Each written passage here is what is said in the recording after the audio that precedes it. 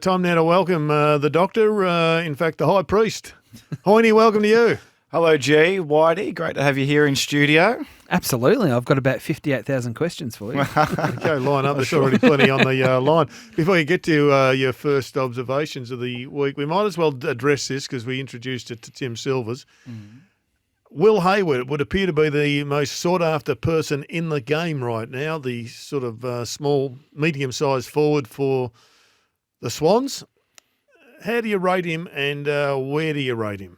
I'd be interested to see what you're actually getting him for and what type of player you actually think that you're getting. If you're thinking that you're getting this third medium tall forward, if you like, I think I'd be a little bit careful around that. His ground ball stuff has actually been his strength over his career, whereas his ability to be that forward 50 target and be an effective forward 50 target and his one-on-one stuff isn't as strong as what he does at ground level.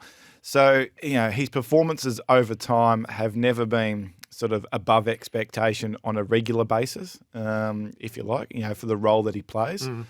I understand, if you're going to get him as a free agent, there does come, a little bit of a discount in terms of that you're not giving up any draft capital, if you like. But I'll be a little bit careful in terms of, the type of player that you're thinking that you're getting. I wouldn't be, sort of diving into this thinking that you're potentially getting a 40 to 50 plus regular goal kicker, if you like. What's been his best return? Would you have that off the top, roughly? Yeah, so his best return was in 2022, but even that year, his performance was only just above expectation for the role that he was actually playing. So it wasn't as if he was a top 50 to a top 100 player in the competition. So without knowing the exact details in terms of the payment and the figure, if you like, I'd just be a little bit careful in terms of the type of player that you think that you're getting. Gus from Gus the Quadler.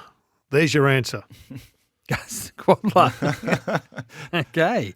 Would he be better suited at Port Adelaide or Adelaide if he was to move back home? Because he is a South Australian. That's why there's that natural link to the Crows. Yeah, but Port, I reckon, would be interested in him, wouldn't they? Yeah, I think Port could be. I'd be interested to see either. To be honest, I mean, you think about Marshall and Georgiades in that forward line moving forward post the Dixon era, and where he sort of sits in that mix potentially as that third forward.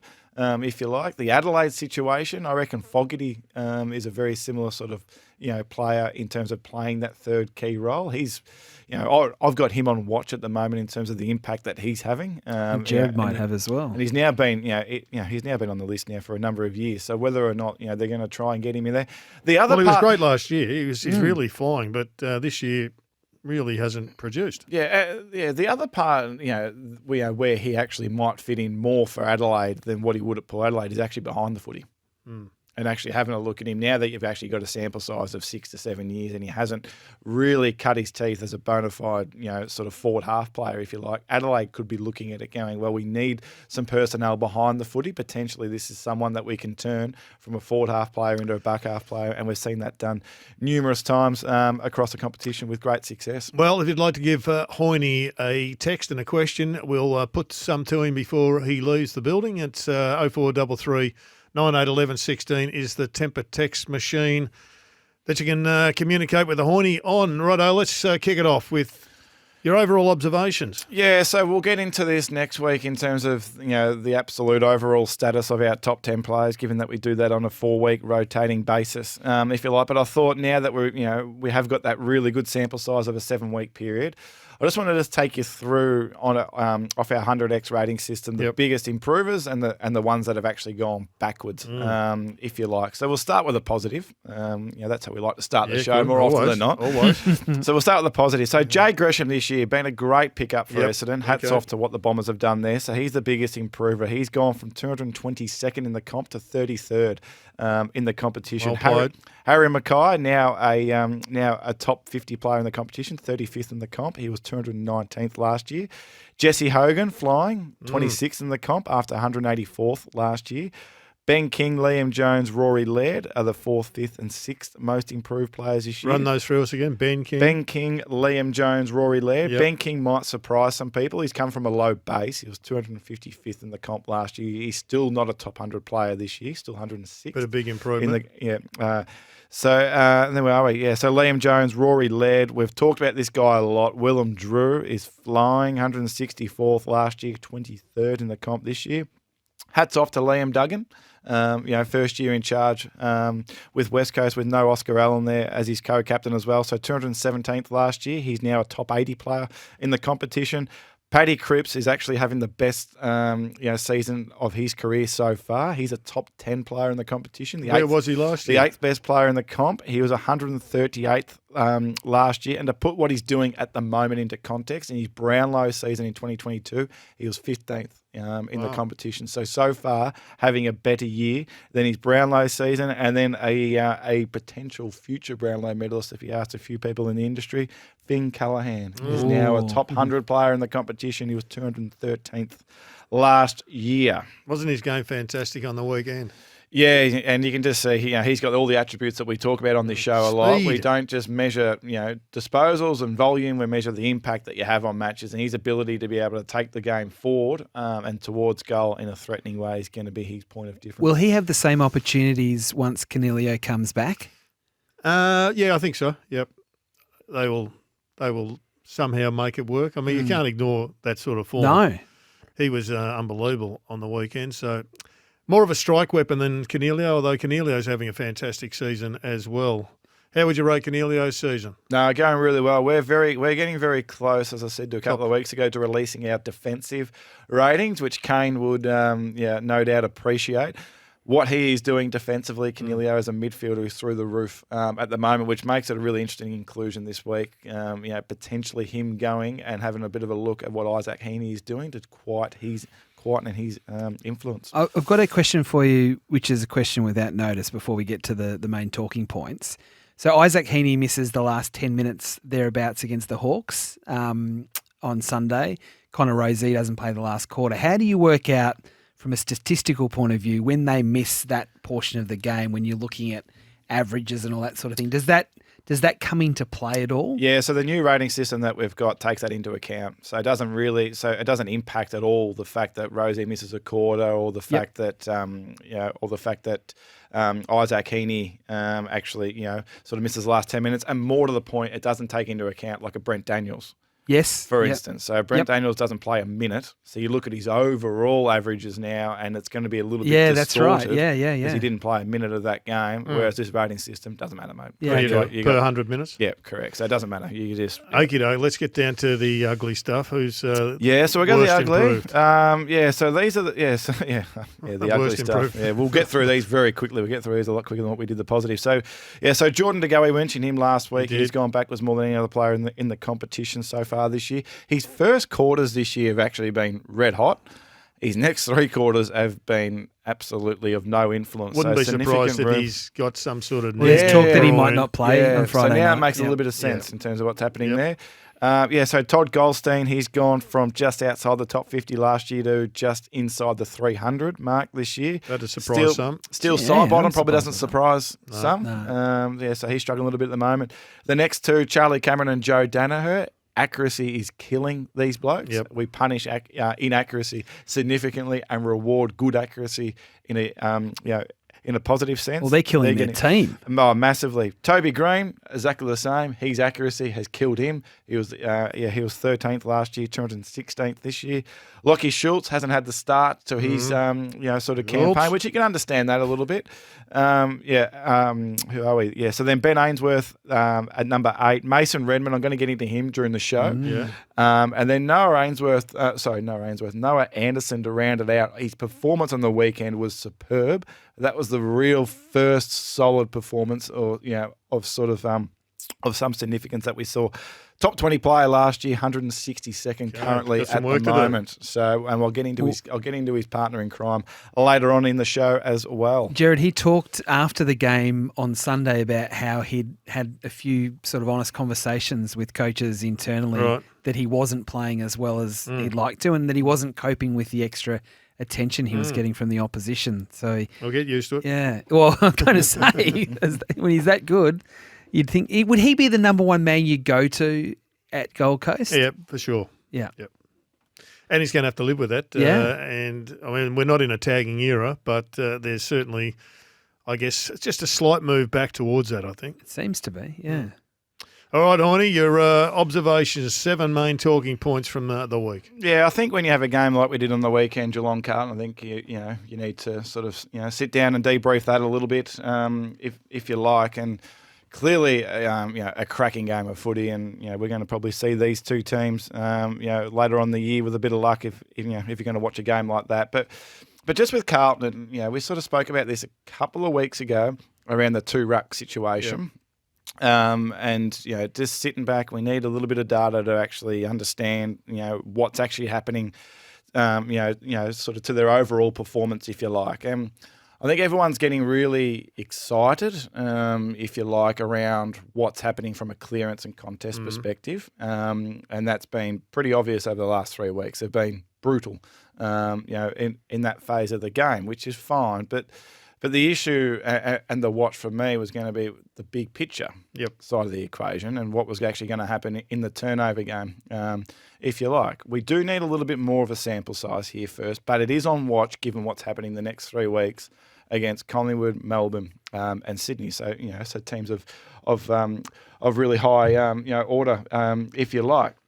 So their turnover game has gone backwards the last 3 weeks and gone backwards quite significantly. So the fact that Geelong were able to score 9 goals from their 64 attempts and Carlton were only able to score 5 was the reason why Geelong come out, close to a 3-goal, performance, if you like. You could see Michael Voss post-game and, he did look, probably surprising, to many, a bit of disappointment, a bit of frustration in terms of what was actually sort of, happening with Carlton at the moment. And, the core 4 profile that myself and Kingy have sort of been living by over the last couple of years. What you do without the footy is first and foremost the priority. Yep. Get that in order, and the rest of your game, can sort of come off the back of that. Over the last 6 weeks, their core 4 profile in terms of what they're doing without the footy is 13th in the comp. We need a bit more of a sample size, but the 6-week period is what we work off. If that continues, that's going to be hard to buck the trend. We have not seen a premier with that sort of profile in terms of what they do without the footy. What they're doing with the footy, potent. What they're doing from a clearance perspective and a contest perspective, potent. But they're giving you a look defensively, and you can clearly understand why, sort of Michael Voss was frustrated post game. So you go over the last couple of weeks, and again, not knocking their performance because it was a cracking game against a team who hasn't lost a game of footy. But to give up 118 points against Geelong, to give up 100 against Adelaide, to give up 90 odd against GWS. That's not going to get it done, and they know that that's not going to get it done. So this 6-week period, in terms of their D50 holding up, that they are the 5th easiest defensive 50 at the moment to score against. So it's mentioned at the top, and I gave Champion Data a nice pump up. That doesn't give all the answers, but it certainly does significantly outline some of the problems. So you've just told me the problem. Yep. And they have a squad mentality, as everybody preaches a squad mentality, one soldier down, one come in. And we all know there's a difference in soldiers, even though coaches don't want to accept that publicly. So is it a personnel issue or is it a strategic issue? It's a system issue. Like people that will come to me and they go, oh, no, Carlton have been hammered with sort of injuries, if you like. The injury list looks significant. But you go to the names, and in all due respect to the names, out of that back 6, McGovern and Sard are walk-up starts, and maybe Marchbank, but I don't play think... about 5 games in 5 years. But I don't think that you can rely on him, right? Yep. So then you look at it, from a Geelong perspective on the weekend, they're probably missing the best defender in the competition as well. But they're able to hold up, through their system that they've got. So I don't get too, there is a tipping point with injuries. I don't think Carlton are actually at that tipping point at the moment. The interesting part with their clearance game, and everyone's getting unbelievably excited in terms of what's happening with that phase of the game. And they are number 1 at scoring from clearance over the last few weeks. But what might actually surprise people is that they are the 2nd easiest team to score against from clearance in that time as well. So it's all duck and no dinner. Well, that looks like the Russian roulette scenario. So, they win clearance. They score majority of their score coming from clearance. but they still give up 8 goals going back the other way to Geelong from their clearance work. So they're great to watch at the moment, Carlton. They clearly have assets in the midfield. They clearly have assets ahead of the ball. Wiedering's in unbelievable form as well. They've got a lot going for them, but this just needs to tidy up.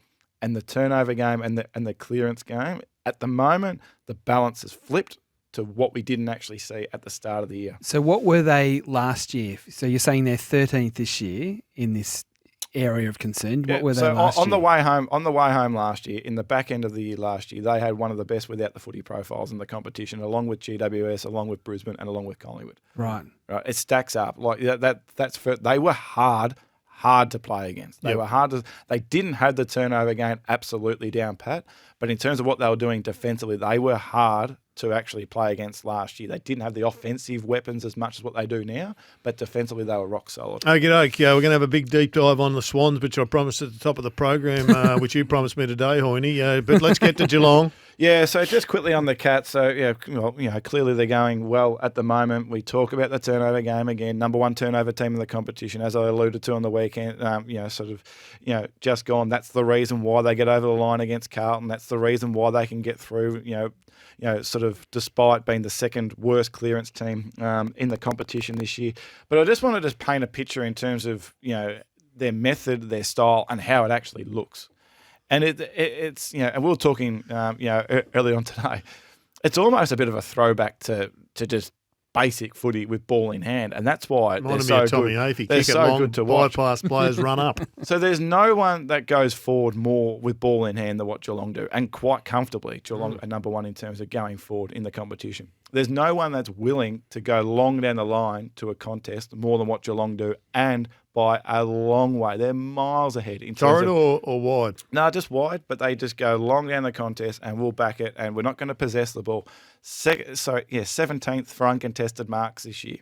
It's a basic profile that's sort of, and with the talent that they have ahead of the footy, makes total sense why you would actually play with this sort of method. So, Hoyney, they're almost playing the way that we all wanted them to play years ago when they wouldn't play it that way. You've got Hawkins and Cameron down there. Why don't they get it to them quickly? Now they're doing it. And that's a very simple way of looking at it, by the way. And just with their clearance game, so they are 17th for raw clearances, if you like. But they are the 3rd hardest team in the comp to generate a meaningful clearance, if you like. So these blokes like Bowes and Parfitt and Bruin and these workers, if you like, they're doing an amazing job to force the dirty clearances and then get your assets in play. What they've got behind the footy and what they've got ahead of the footy, that is their point of difference, and they're playing it to an absolute T at the moment. But just, when you're watching them over the next couple of weeks and, obviously a big game this weekend, just watch for just how exciting it is with ball in hand. There's no mucking around. There's no over-possessing it. They have not had a player this year who's had 30-plus disposals in a game of footy. That's amazing. It's just so different to what we've seen across the competition, and probably what we've seen from Geelong for probably the last 10 years. So low possession and very direct. Low possession, territory forward, simple, and very just few uncontested marks. 17th in the competition for uncontested marks at the moment. So so just hats off to how they're playing. Very simple, basic, but effective footy. Okie doke. Let's move on to the Pies. Yeah, so huge game obviously on the weekend coming up against Carlton, and obviously that was a cracking game against Essendon on the weekend. So just referring to our 6-week sample, which is what we'll do on this show moving forward, that's the block of form that we'll stick to from a consistency point of view. So we're not fudging the numbers as some can easily do to actually paint the story that you're wanting. No one does that.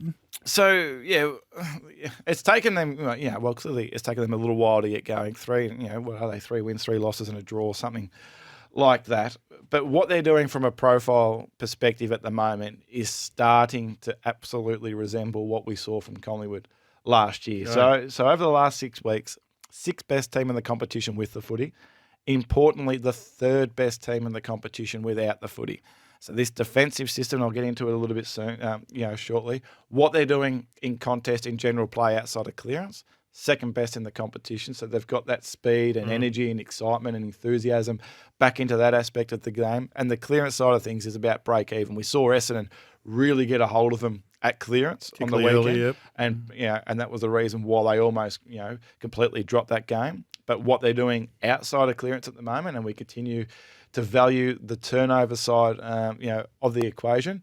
That's back to what it was last year. So they were the second best turnover team in the competition. 3 weeks in, it looked like a disaster. We hadn't really seen Collingwood opened up on turnover like that before. So after 3 games, minus 72 points off turnover. The next 4 games, they're plus 66, which ranks them amongst the best teams in the competition.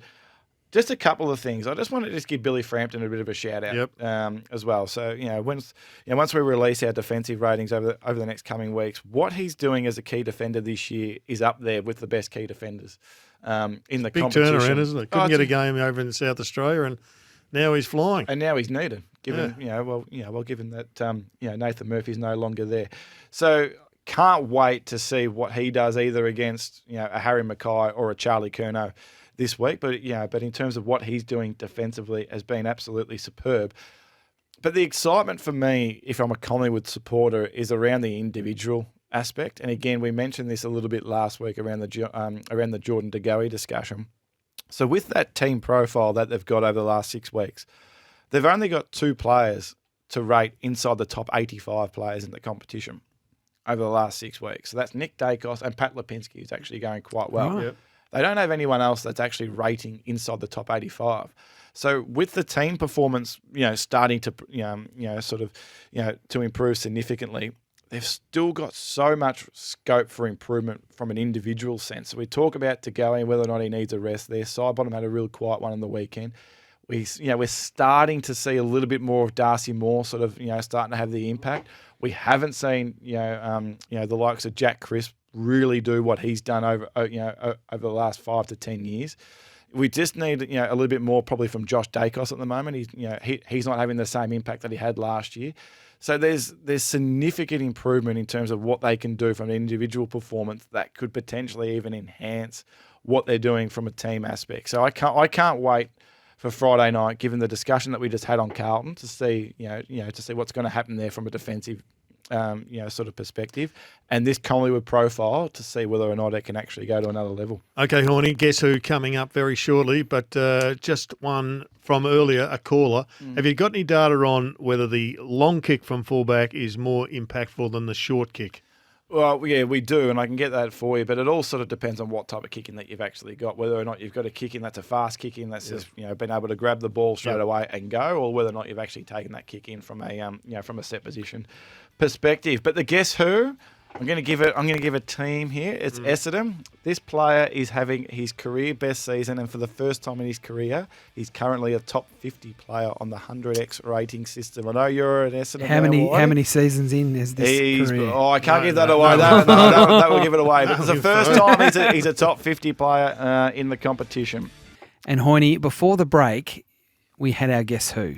Would you like to just remind everybody who you were sort of hinting about, and then we'll give our suggestions? Yes, he plays for Essendon, and this is the first time he's been inside the top 50 off our 100x rating system. So the 100x rating system goes all the way back to 2010.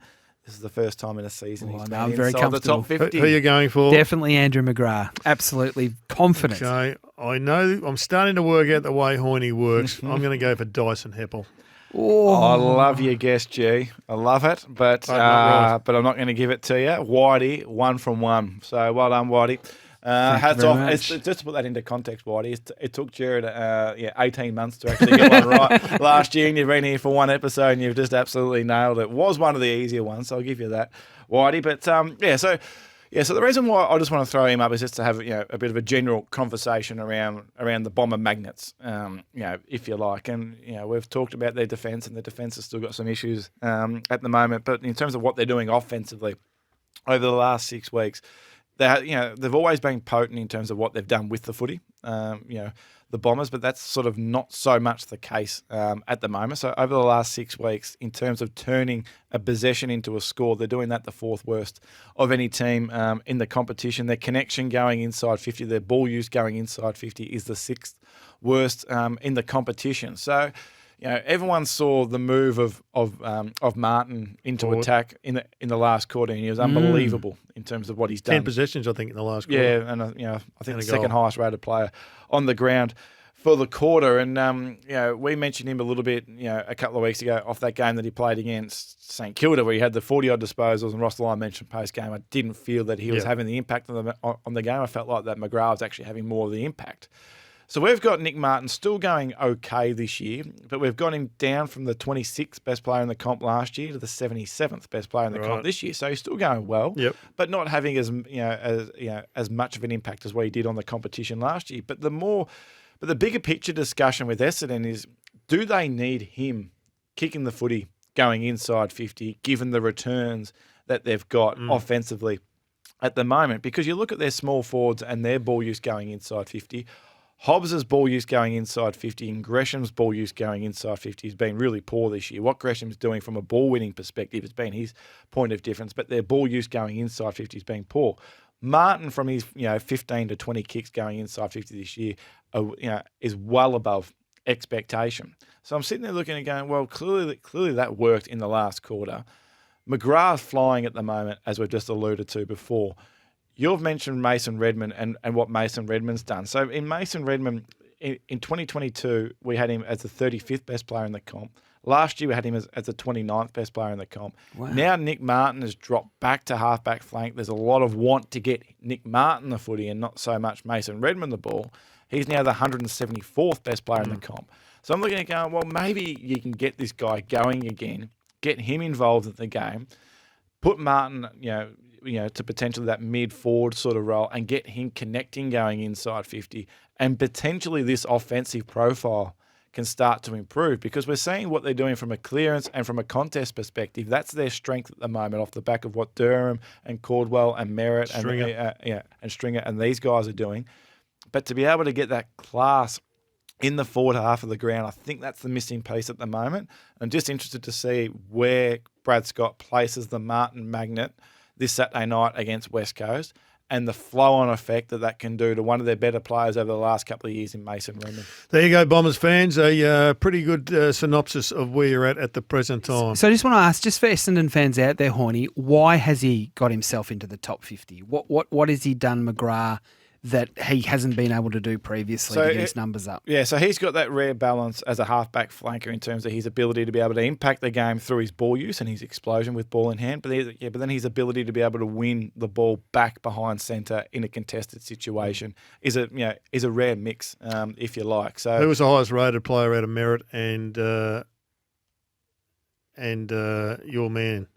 Who's my You just man? spoke about McGrath. McGrath. Oh, good question. I'll give you that without notice. While he's working that out, of course, McGrath's out of contract, Jared. Is he? So He's indicated he's staying. having his big year because he's out of contract at the end of I'll the get year. that answer back for you in the who did they miss, Joe? Okie doke. I'll add one in for you. All right, well, there's one for the Bombers fans. Let's move on to the Brisbane Lions. Yeah, so I'm we talk about big picture on this show a lot, and we're going to stick to it. We're going to stick fat despite the wins and losses that are going against this team at the moment, and it's a frustrating watch. It's a hard watch at the moment because, again, we stick to that last 6-week period in terms of what's happening without the footy. Lions number one in the competition in terms of what they're doing without the footy. Cats 2, Collingwood 3 that we pumped up before, and GWS. Sorry, Collingwood 3, GWS 4. Right. They're in good company. So that second half against GWS was something that we hadn't seen. Okay, let's treat that as an outlier this year, if you like. I'd be, and only they would know, I'd be interested to see what the 5-day break did post horrendous conditions that that were played in that Geelong game. But what sort of, and what they did in that first half to GWS. So everyone lauds what GWS does with ball in hand, and clearly, their potency and their ability to be able to move the ball one end of the ground to the other is just unbelievable to watch off the back of what you've dubbed for 10 years the Orange Tsunami. GWS started with the footy in the first half 25 times in their D50. They went from D50 to forward 50 once. Half-time, Brisbane had 15 shots at goal to 10. Based off our stuff, off the expected score stuff, they should have been around about the 3 to 4 goal margin in front of GWS at halftime. What that does to you mentally, who knows what that does to you mentally? You go in front by 20-odd points as opposed to down by 8 points. The second half, it was just absolutely horrendous, and you can't downplay that. I'm just interested to see what this without the footy profile does over the next 4 to 5 weeks. So no doubt that they've had one of the more challenging draws, but we talk about this on the show a lot. It's not who, it's how you're playing. Other than that half against GWS, which, as again, I'll just say it again, you just can't, you couldn't believe what they did in that second half. This profile at the moment is correctable and fixable. Their accuracy in front of goals are worse in the competition over the last 6 weeks. And I heard you at the top of the show. Usually, that sort of eventually at some stage across the year just starts to correct itself a little bit. How they fix what sort of what's happening going inside 50, that's going to be the challenge. But defensively at the moment, they've got a lot going right, which can start and be the cornerstone to some sort of a turnaround. Whether or not it happens or not, I'm not too sure. This is going to be a really interesting case study to see this without the footy profile and how far that can actually take you when the wins and losses aren't necessarily going your way at the moment. Who would you think wins the pineapple grapple? Look, off the back of that, I'm probably going to go Brisbane. Yep. But I think this is going to be the last time I'm going to have to just give them a little bit of an out. Like if they let me down here, then I'm just going to walk in and concede here. And the Suns got them last year when we all thought the Lions were one of the top seeds, and they got them pretty easily too that night. So it's a really interesting game. There's some good games coming up. The Swans, Hoyney, I think it's a really interesting watch, this one. They're right up there on the top of the ladder. Where do you see them? Yeah, so in terms of the overall performance, 6-week period, there's no one that's more potent with ball in hand. Yep. Defensively, without the footy, they're 7th in the competition, so they can improve that a little bit, if you like. Their clearance work is the second best in the competition. What they're doing outside of clearance is 17th. That's the interesting part, and that's what I sort of want to sort of explore a little bit at the moment. Ball movement wise, offensively and defensively, is superb. But we mentioned Geelong, 10, 15 minutes ago, their ability just to play simple footy, long down the line, and just go forward more than anyone else in the competition. The Swans do it differently. They play, the changing of angles games, the uncontested sort of marking game, if you like, and then when that works, it just looks absolutely crisp, slick, brilliant, and everyone's in awe in terms of what they're actually doing. So the last 3 years since they've made their run from that grand final year, top 8, and what are they, second on the ladder at the moment? When they take over that 80 mark figure, they're winning 7 out of 10 games. So that's going to get you close to a prelim final berth. When they don't get there, they're a 50-50 team. So that's an interesting marker, and that's always just a little bit of a watch for me when you're having to rely on that sort of number from a marking perspective. More so, we're not judging performance in terms of how you won a game in round 7. We're more looking, for the Swans, we're looking to the end of the year. That's where they're going to be. Is your game going to stack up come preliminary final weekend? And I think back to Collingwood last year with the heat that they bring, the heat that GWS bring, the heat that Geelong bring, the heat that Carlton are bringing at the moment. So the best teams in the competition, like Collingwood last year, are bringing the heat. Collingwood's opponents in the final series last year took 81, 73 and 53 uncontested marks. It's hard to have that style of footy go for 360 minutes over a final series. So when that can't be the case, what can you actually fall back to playing a less perfect, more chaotic game that we quite often see finals played at, if you like. So I just talk about the Geelong change a couple of years ago with Chris Scott, having this sort of method, having this uncontested marking game, abandoning it to go forward, go long, and then the first final that they play with this new system saw them only take 55 to 60 uncontested marks, but because they had changed, they're able to get through a final, win a final like they couldn't do previously. That's just going to be the interesting watch with the Swans. Is if someone brings the heat, stops this uncontested marking game, can they actually adapt? Recent premiers. Yeah, so you look at Collingwood last year, 15th for uncontested marks. Cats, 13th for uncontested marks. And then and then you see Richmond, even West Coast. West Coast, people thought that they were an uncontested marking team. Changed in the finals. 13th for uncontested marks that year. So before we go to a break, Gerard, I just wanted to ask you, probably more so than Hoyney, is that style that Sydney play suited to the bigger ground of the MCG where they can Don't bring that spread out topic more? up with me. Or not? Or I don't think the ground's a factor. you don't think it is? No, it's 2 metres one end. Go from the centre, and it's 1.5 metres. It feels though that Sydney play better in Melbourne than they do at the SCG though. Well, that's a gut feel thing. Yeah, I think it's one of those myths in footy, to be honest. Okay. All right. Fair enough. I know the ground's slightly bigger, but it is very slight. Yeah, so I'll be very quick on Melbourne, if you like. And if you're a Melbourne supporter, understandably, you would have been a little bit frustrated sort of watching that first half in particular, against Richmond. It was a pretty, sort of lackluster affair. And, and clearly they're not firing at the moment. But I think you need to embrace a little bit in terms of what they're actually trying to do. So clearly over the last couple of years, their final series hasn't worked, probably, mainly through accuracy, but they haven't had an issue in terms of getting the footy inside 50, winning contests, winning clearance, repeat, ball goes in, ball goes out, and that's all that they're focusing on is getting the entry side of things. That is not Melbourne this year. They are actually 15th this year in terms of inside 50 differential. They have been top 1, top 2, top 3 for the last 4 or 5 years. They're a different... they are sort of a completely different team, if you like. They're trying to be a little bit more expansive with ball in hand, so they're going a little bit less long down the line and a little bit less with with straight line footy, which is impacting their contest numbers, I think, a little bit. But their ball movement game has improved a little bit. They were 14th last year. They're 8th this year. I think when you're trying to make a change like this, it's not just going to happen, like that. So I think you just need to embrace it a little bit, understand that they are trying to do something a little bit different. They've pulled it back a little bit. They're not as sort of as aggressive, in terms of actually wanting to actually keep that ball inside their forward 50. So just be prepared to brace, for a little bit of imperfection at the moment while they actually try and adapt to this new method. Okay, we're under the pump for time, but the coaches segment, all the coaches listen to this one, Hoyney. Who did they miss?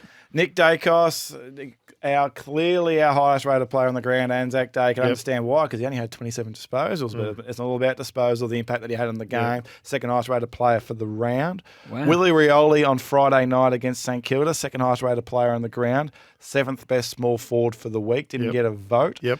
Blake Acres, I thought his performance against Geelong was superb. Third highest rated player on the ground, didn't get a vote. Clearly the best wingman, from round 7, 28 disposals.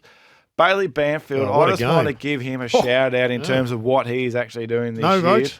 The 32nd best player in the competition this year. The role that he's playing across the wing and half forward area has been superb. 0 votes, 4th highest rated player on the ground. 32nd best player in the comp. 32nd best player in the comp. He's absolutely flying in terms of what he's doing.